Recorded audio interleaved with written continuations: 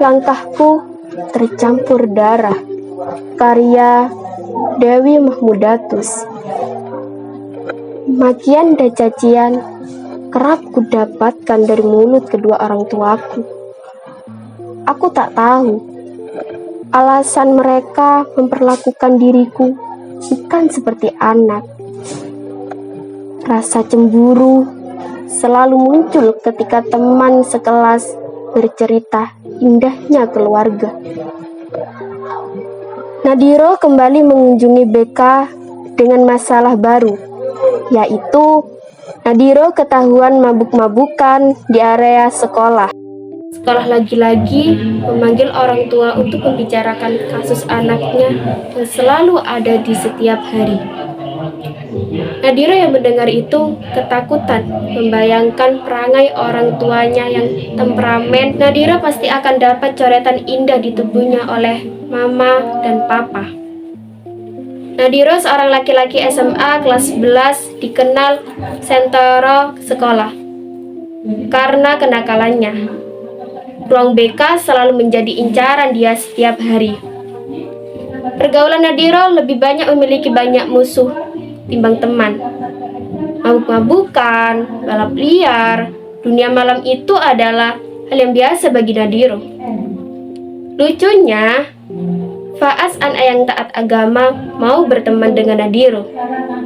Faas tak takut pada Nadiro, malah tiap kali bertemu selalu menceramai dia. Faas tidak pernah jenuh mengingatkan lelaki badung ini. Padahal Nadiro tidak pernah merespon, selalu menganggap omongan Faas seperti radio rusak. Bahkan selalu mentertawakannya. Faas teguh untuk baik, sabar, dan tetap berpendirian untuk mengajak Nadiro bertaubat. Walaupun Nadiro tidak pernah menghiraukannya. Nadiro dekat sekali dengan Panji, teman senakalannya, tapi beda sekolah. Panji ini adalah dalang kenakalan Nadiro. Dia selalu mengajak, membujuk Nadiro untuk hidup bebas tanpa aturan. Nadiro termakan hasutan kebahagiaan dari mulut Panji, karena memang dia tidak mendapatkannya di rumah.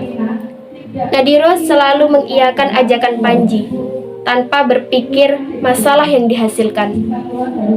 Langit gelap selalu menjadi alarm Nadiro untuk pulang dari rumah Panji.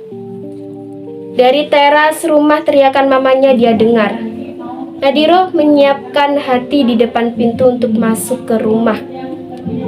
Kedua orang tuanya lagi bertengkar hebat hingga adiknya juga dipukul. Cacian, makian mama lontarkan ke papa di hadapannya. Nadiro yang tidak tahan dengan situasi ini langsung memukul papanya sambil mengatakan dengan jeritan bahwa dia sudah lelah dengan keluarga yang hancur seperti ini. Papa dan mama mengacuhkan anak-anaknya. Mereka lanjut saling adu argumen.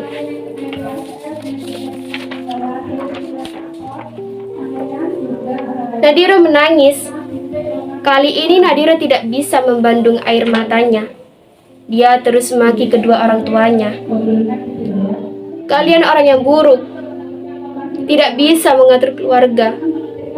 Kalian tidak menyadari aku seperti ini karena kalian. Kemana seseorang tua yang selalu dikatakan temanku indah? Kenapa tak kudapatkan di rumah? Diam kau, anak gak tahu diri. Kamu hanya mampu membuat malu orang tua, balas papa. Kalian berdua diam. Ini bukan urusan kalian. Nyesal aku lahirkan kalian berdua, ucap mama sambil emosi. Nadiro membanting meja lalu pergi masuk ke kamar. Emosinya yang sudah diubun-ubun dilampiaskan dengan menghancurkan seisi kamar sampai kalimat menyalahkan Tuhan pun terucap. Kenapa membiarkan dia hidup di tengah keluarga seperti ini? Pagi hari tiba ditandai dengan suara ayam, kukuruyuk. Nadiro tidak terbangun dari tidurnya. Leo, adiknya, mengetuk pintu tapi tak dibukakan oleh Nadiro. Leo mendorong pintu yang ternyata tidak dikunci. Leo melihat abangnya tidur sangat nyenyak. Tapi Leo berteguh untuk membangunkan Nadiro agar sekolah. "Bang, abang bangun, gak ke sekolah?" Tetapi tak ada jawaban. Leo menggoyangkan badan Nadiro. Cara terakhir membalikan badan abangnya. Leo terkejut. Busa keluar dari mulut Nadiro. Leo berteriak panik. "Ma, Pa, abang kenapa? Ada busa, Ma, Pa." Papa dan Mama berlari masuk ke kamar Nadiro. Mereka yang melihat kondisi anaknya tanpa basa-basi langsung membawa Nadiro ke rumah sakit. Dokter memeriksa mulut Nadiro. Tercium bau alkohol yang menyengat. Pengecekan dilakukan selama 1 jam. Keluarga menunggu di luar ruangan. "Pak, Bu, anak ini tadi malam meminum alkohol, tapi dicampur obat penenang dosis tinggi. Kondisi saat ini memprihatinkan, tapi kami coba tangani dengan baik," kata dokter. Papa dan Mama yang mendengar itu spontan menangis. Mama meraung-raungkan nama Nadiro. Dia shock mendengar anak sulungnya sedang berjuang melawan kematian. Papa memeluk Mama dan Leo. Papa terdiam meratapi kondisi anaknya. Sore hari, Papa Nadiro menelepon Faas mengabarkan kondisi Nadiro sekarang. Faas kaget mendengar kabar Nadiro. Keesokan harinya, dia pergi ke rumah sakit. Tapi sebelumnya, Faas yang menelepon Panji untuk mengatakan bahwa Nadiro sedang dirawat di rumah sakit dengan keadaan yang sangat parah. Panji datang di pagi itu secara tidak sengaja bersamaan dengan Faas. Panji dan Faas bertemu orang tua Nadiro. Orang tua Nadiro memarahi Panji karena sebenarnya selama ini Papa tahu bahwa Panji yang selalu mempengaruhi Nadiro untuk hidup bebas. Panji diam tidak melawan. Dia menyadari kesalahannya. Panji sedih. Teman seperjuangannya terbaring di ranjang rumah sakit. Faas memukul Panji sambil mengatakan, "Ini karena kau." Panji hanya diam dan tidak melawan. Tidak terasa 2 hari berlalu, Nadiro terbangun dari tidur panjangnya. Dia mencari sosok adiknya. "Leo, kamu ada di mana?" panggilnya. Leo yang mendengar dari luar kamar menghampiri Nadiro. "Bang, abang sudah sadar. Jangan sakit lagi, Bang. Siapa teman Leo?" ucap Leo sedih. Nadiro menangis di bangkar tempat tidur, menyadari kesalahannya selama ini. Candu akan alkohol. Hidup tak tentu arah. Kesadarannya membuat Nadiro meminta maaf kepada kedua orang tuanya dan adiknya. "Ma, Pa, maafkan Nadiro. Nadiro tahu, Nadiro tidak pernah membanggakan kalian. Nadiro selalu mengecewakan kalian. Tapi Nadiro seperti ini hanya berharap keluarga kita bisa menjadi keluarga yang harmonis. Kejadian Nadiro ini kita jadikan pelajaran untuk berbelah diri," ucap Nadiro. Isakan keluar dari mulut Papa dan Mama. Kalimat itu seakan menampar diri mereka. Pelukan Nadiro dapatkan dari kedua orang tuanya. Pelukan hangat yang sudah tidak pernah dirasakan.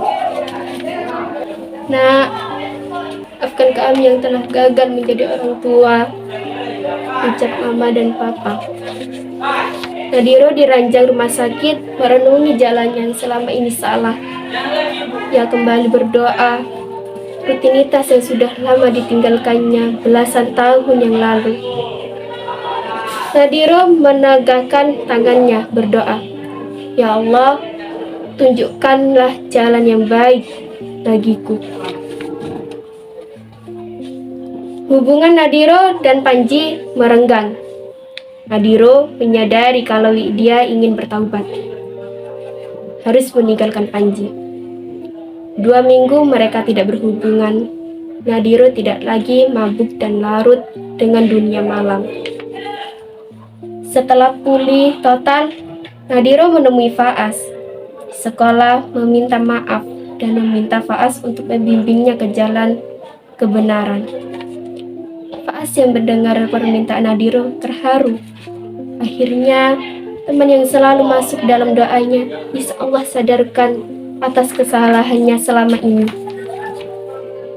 Dia pasti akan membimbing Nadiro ke jalan yang benar, dengan belajar mendekatkan diri kepada Tuhan.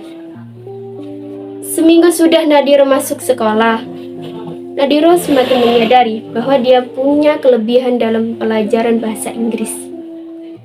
Nadiro giat mencari cara bagaimana dia berkembang dalam pelajaran bahasa Inggris. Nadiro berkeinginan sekolah di luar negeri, tapi keterbatasan ekonomi membuat dia terkadang berkecil hati. Dukungan dari orang tua untuk dia bekerja sambil sekolah menumpuk harapannya. Nadiro selalu berusaha berbenah diri walaupun banyak godaan.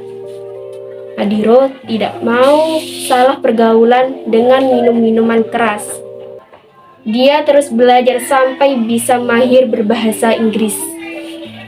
Hingga Nadiro disukai banyak teman dan mau berteman dengannya. Akhirnya, dengan keteguhan hati Nadiro untuk berubah, untuk melawan kemauan dirinya kembali ke jalan yang salah. Nadiro dikenal di kalangan teman-temannya dengan prestasi. Guru-guru bangga dengan perubahan Nadiro dan bangga juga dengan Nadiro yang berkeinginan untuk melanjutkan sekolahnya. Nadiro lulus dengan nilai yang sangat memuaskan. Pekerjaannya tidak menghambat prestasi. Di tempat kerja, dia juga dikenal sebagai anak yang patuh, baik, sopan, dan santun. Bahkan, bosnya senang akan kehadiran Nadiro di kafe. Nadiro selalu dinantikan agar suasana bisa penuh dengan keceriaan. Tak terasa bulan Mei harus dilalui Nadiro. Masa-masa SMA sudah semakin dekat berakhir. Nadiro sudah mendaftarkan dirinya ke salah satu universitas di luar negeri dengan jurusan bahasa Inggris. Kali ini Tuhan seakan berpihak kepada Nadiro dengan memberikan kesempatan kepadanya untuk menginjakkan kaki di universitas impiannya selama ini. Pengumuman Nadiro dapat ketika ia berdiri di depan pintu kamar sambil memegang handphone. Pesan email masuk, tulisan "Selamat Muhammad Nadiro dinyatakan lulus Universitas Tich dengan jurusan bahasa Inggris." Nadiro berteriak syukur kepada Allah hingga orang tua yang sedang tidur nyenyak terbangun mendengar teriakan Nadiro. "Nadiro, kenapa kamu nak?" ucap papa. "Alhamdulillah pak, aku diterima kuliah di luar negeri," ucapan sambil menangis. Mama yang mendengar itu langsung memeluk Nadiro. Mereka saling memeluk mengucapkan syukur atas berkat yang luar biasa. Setelah pengumuman 2 bulan kemudian, Nadiro pun pergi melanjutkan sekolahnya di London. Meninggalkan sejuta kenangan di tanah kelahirannya sama orang tua dan adiknya. Tapi bukan berarti Nadiro tidak akan kembali. Dia pasti akan kembali dengan mimpinya yang belum dia penuhi bersama keluarga.